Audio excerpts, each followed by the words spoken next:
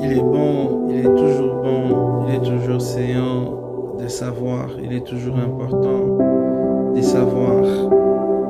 Luc 17, verset 11, la Bible nous parle de l'histoire de ces 10 lépreux qui crièrent à Jésus, qui demandèrent au Maître de leur assister, de leur venir en aide.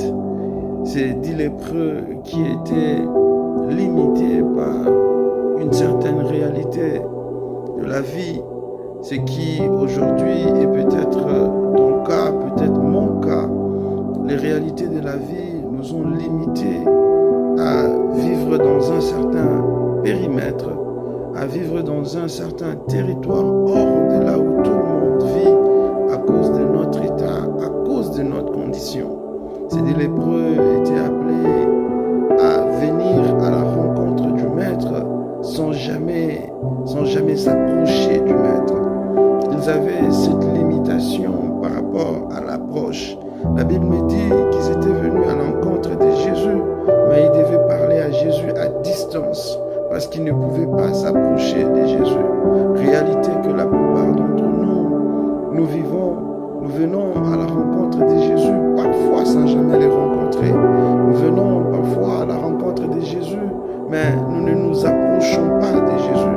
Nous restons loin de Jésus et nous sommes appelés à parler de loin à Jésus.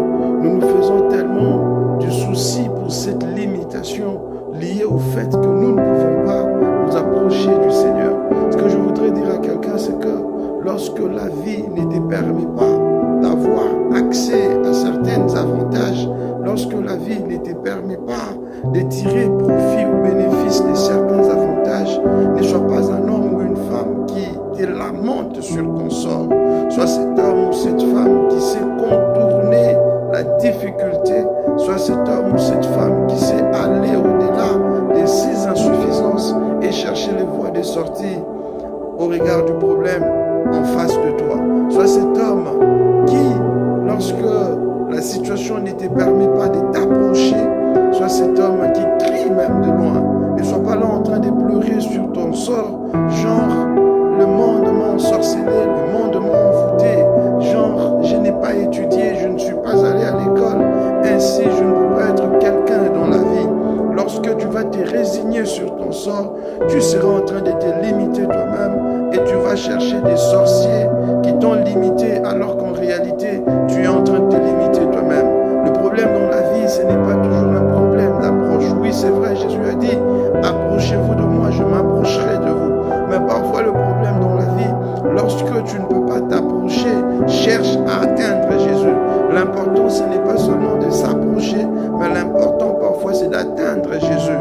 Ces 10 lépreux étaient limités par rapport à l'approche, mais ils n'étaient pas limités par rapport à la réalité vocale.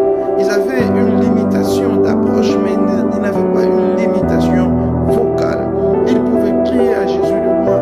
L'important pour eux, c'était d'atteindre les maîtres. Ce que je voudrais te dire, ne cherche pas toujours l'approche. Lorsque l'approche n'est pas possible, avec tes genoux à terre, implore le roi de rois. Je suis sûr que ta voix pourra toucher les trônes de Dieu et Dieu descendra pour te donner la solution au problème. Lorsque l'approche n'est pas possible, avec ta voix, crie de toutes tes forces, crie de toutes tes capacités, tu atteindras les maîtres et il pourra se pencher sur ton problème. Bartimée avait une limitation par rapport à la vision, mais Bartimée n'avait pas une limitation vocale.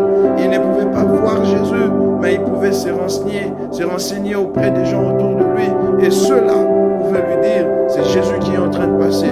Il avait une limitation de ne pas voir Jésus, mais il n'avait pas une limitation pour crier au Maître. Il avait cette capacité de crier au Maître et le Maître s'est penché sur sa situation. L'important dans la vie, ce n'est pas de pleurer sur son sort. C'est vrai que la réalité, la vie ne t'offre pas tout sur une table ou sur un plateau d'or, mais la vie te mettra parfois devant les difficultés, les embûches. L'important pour toi, c'est de savoir contourner cette limitation, c'est de savoir contourner la difficulté et chercher une voie de sortie. J'aime ces dix lépreux, contraints à crier à Jésus, à parler à Jésus de loin, contraints à ne pas s'approcher de Jésus, mais de toute leur force, ils ont crié, de loin ils ont crié, Jésus Maître, aie pitié de nous. Jésus Maître, aie pitié de nous. C'est que tu es appelé à faire, c'est que je suis appelé à faire. Tous les jours de ma vie, je suis appelé à crier au Maître, Jésus, aie pitié de moi, viens à mon secours. C'est vrai que de moi-même, je ne peux pas avoir un. C'est vrai que de moi-même, je ne peux pas avoir deux, trois. Mais toi, à qui toutes ces choses appartiennent, je crie à toi. Entends mon cri, entends mon pleur, entends Seigneur mes angoisses et viens à mon secours, viens m'assister, viens me sortir de la difficulté. C'est des lépreux parce qu'ils avaient crié, ils ont présenté leurs insuffisances au Maître, ils ont présenté leurs incapacités au Maître.